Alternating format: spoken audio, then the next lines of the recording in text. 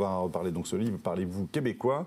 Alors le regard des Français, je disais tout à l'heure, est un peu quand même moqueur sur cette langue. Comment est-ce qu'ils prennent ça? Souvent on imite les Québécois, alors Céline Dion évidemment en particulier, c'est un grand tube, mais...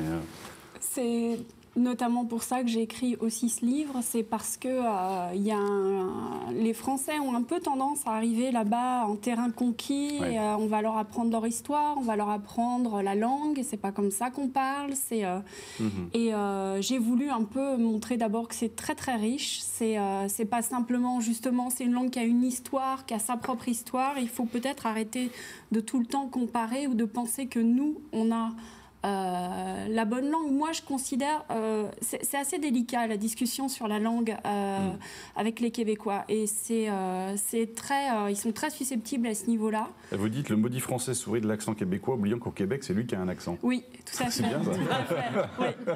C'est pas mal. Et va parler à un Québécois à Montréal, par exemple, mets ton accent, ceci, cela, et ça, c'est très...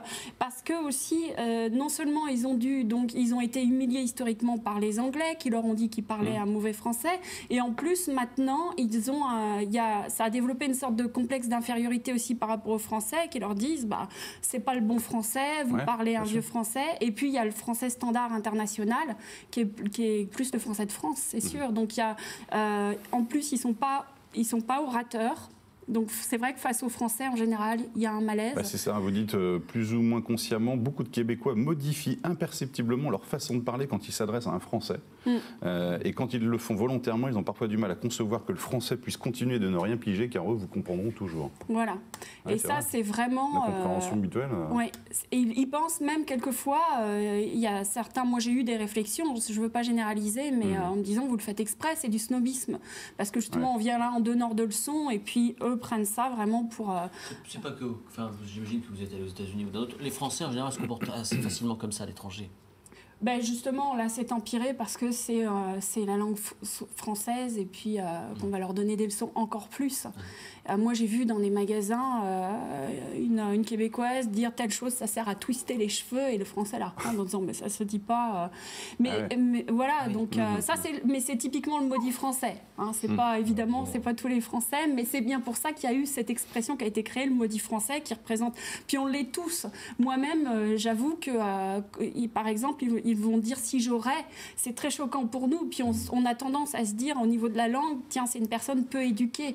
Alors que les politiques peuvent faire des fautes comme ça. Exactement. Ou des gens finalement... C'est d'ailleurs très surprenant comment aussi on relie, nous, la langue à un niveau culturel. Et quelquefois, moi au départ, surtout quand j'étais là, j'avais l'impression que j'étais face à quelqu'un qui avait fait aucune étude et qui... Alors par exemple, quand les enfants disent ou les gens disent « jusqu'à temps que », par exemple, eux disent, on vous demandera de bien vouloir rester assis jusqu'à temps qu'on appelle votre numéro. Alors nous, on se dit, non, c'est pas français, c'est pas comme ça qu'on dit. Et en fait, nous, on dit jusqu'à ce que, alors que c'est le vieux français, c'est ça? C'est ça. Et puis, après, il y a aussi, par rapport au vieux français, des particularités. Le tu, après, tu veux tu. Et ça, c'est le ti qu'on avait paysan. On va-t-il faire telle ou telle chose? Donc, il reste encore des... alors, le fameux tantôt aussi, qu'on dit beaucoup dans cette région-là, tantôt, on ne dit pas forcément dans d'autres régions, eux le disent couramment. Mais qui se dit aussi en Vendée, je crois. Surtout en Vendée, surtout en Vendée. J'arrive tantôt. J'arrive tantôt, au début, je comprenais pas tantôt, ça veut dire quoi. Eux le disent aussi pour l'après-midi. Alors il y a quelques faux amis aussi, parce que eux, le dîner, par exemple, c'est le déjeuner. Oui, alors ça c'était quand on est invité, c'est bon à savoir, parce que la première fois que j'ai été invitée au dîner, je suis arrivée le soir et en fait c'était le midi. Vous êtes très en retard. Le soir c'est le souper, donc et puis alors en faux amis, j'ai eu aussi. Le petit déjeuner, c'est le déjeuner ou c'est le petit déjeuner ou... C'est le petit déjeuner, ouais. D'accord. Ils disent petit déjeuner. Ouais. Et puis j'ai une histoire parce que je raconte aussi des anecdotes, des choses qui me sont arrivées à moi quand je travaillais je travaillais en entreprise. Et on fête beaucoup certaines fêtes, dont Halloween. Et on avait fêté Halloween au bureau et j'avais tout un tas de sucettes qui me restaient sur mon bureau. Et au bout d'une semaine, je me dis, je vais distribuer tout ça, j'en ai marre d'avoir les sucettes sur mon bureau. Et je passe à chaque bureau en disant, qui veut des sucettes? Je proposais mes sucettes. Et là, je voyais mes collègues qui me regardaient avec un drôle d'air. Mais parce que là, c'est un faux ami où il y a beaucoup d'inversions aussi au niveau des mots. Sucette, ça veut dire suçon là-bas. Donc je proposais des suçons à tout le monde. Je comprends. D'accord. Et certains oui, puis que c'est le contraire. Et pour dire un suçon, on dit une sucette. Et comme en plus les Français ont quand même une réputation d'être assez olé olé, Non, pas certains du collègues tout. Surtout en ce moment, pas du tout. Surtout pas du tout, du tout. Bien, on continuera la discussion tout à l'heure. Avec un petit quiz pour les chroniqueurs. On va retrouver Edwige Richard tout de suite pour les titres du journal. Bonjour Edwige. On va continuer à parler québécois dans un instant, mais vraiment en parler. Et puis on verra les sorties pour ce week-end avec Aïda et les sorties DVD. À tout de suite. Alors, le parler québécois. Alors, il y a d'abord quelques expressions qu'on a conservées en français. Par exemple, on dit souvent « ça m'a coûté un bras ».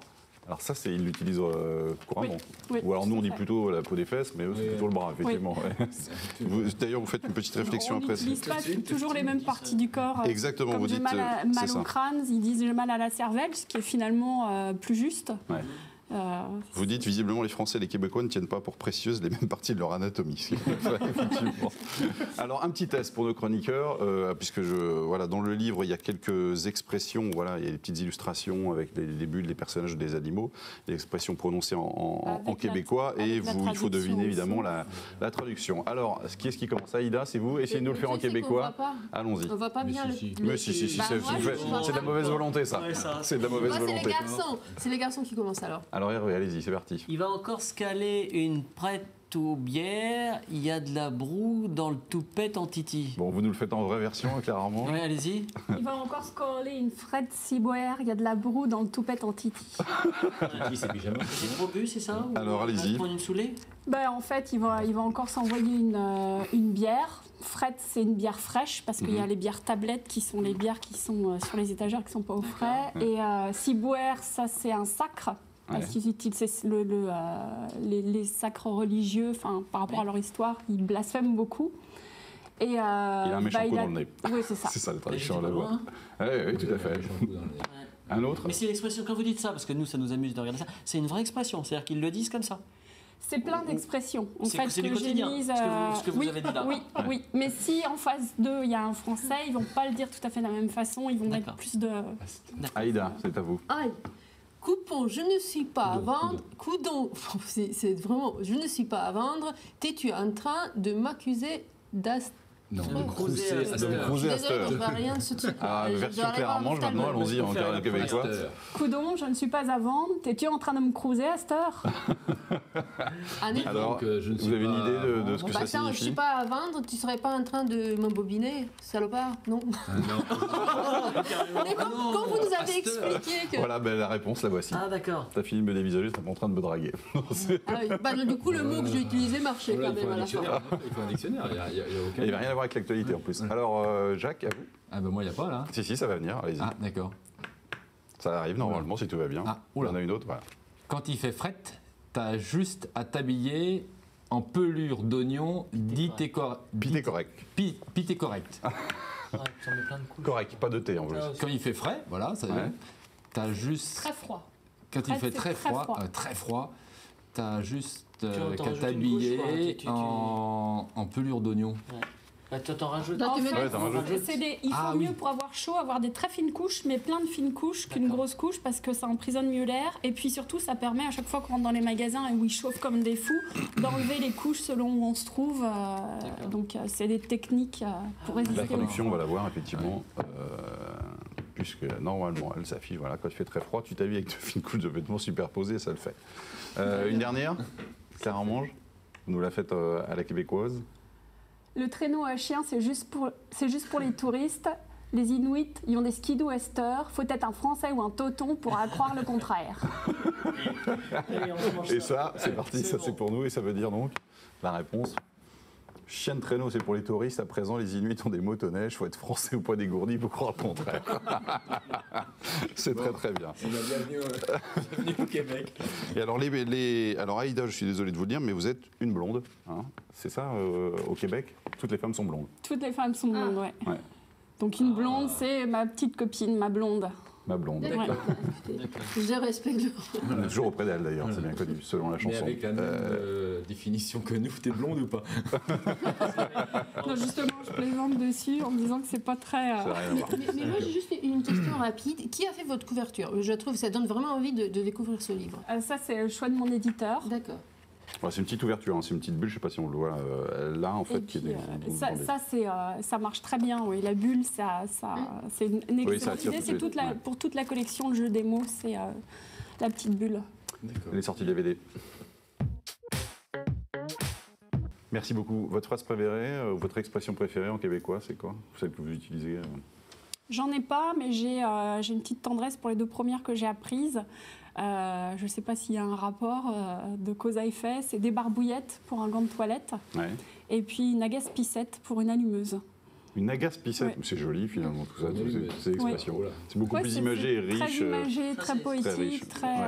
Ouais. Et puis, Oui, c'est imagé. dans la vie quotidienne, s'il y a des expressions comme avoir les mains pleines de pouces pour être maladroit, je trouve ça. Avoir les mains pleines de tellement, pouces, ah oui, c'est pas mal. c'est- Nous on dit on a 2 mains gauche, effectivement, c'est Ouais, moins bien. c'est Ouais, ça. ah, c'est pas mal. Ouais. Avoir les mains pleines de pouces. Très bien. Merci beaucoup d'avoir fait partager un peu de ce parler québécois. C'est aux éditions d'Orbestier, 3e réédition. Merci beaucoup. Merci Claire à vous. Armange, merci. Merci à vous de Merci. nous avoir suivis. Merci, chroniqueurs. Passez une très bonne fin de semaine sous le soleil, sous la chaleur. Et à la semaine prochaine. Au revoir.